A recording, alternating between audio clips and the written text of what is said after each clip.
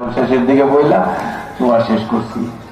আচ্ছা, আপনারা কি মনে করেন এই 1.5-2 ঘন্টা যে বয়ান করছি এটাকে এক সময় বলা? শ্রোতা যারা ছিল হাজার হাজার, দোয়াটা শেষ কইরাই কয় এই মৌলবীরের দম আগুন। আমি বললাম যে না, উনি আলেম মানুষ, তার দায়িত্বটা আমার উপরে ছাড়েন।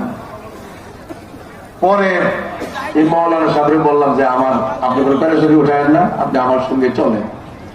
নিয়ে গেছি খাওয়াইতে রুমের মধ্যে।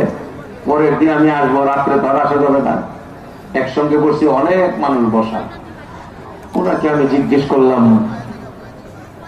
আপনি যে এই কাজটা করলেন, এতগুলো মানুষের সামনে আমাকে প্রশ্নবিদ্ধ করলেন, এলেমকে প্রশ্নবিদ্ধ করলেন, আচ্ছা আমি আপনাকে জিজ্ঞেস করি, কোন দলিলের দরকার নাই, আপনার জীবনে কোন একটা হাদিস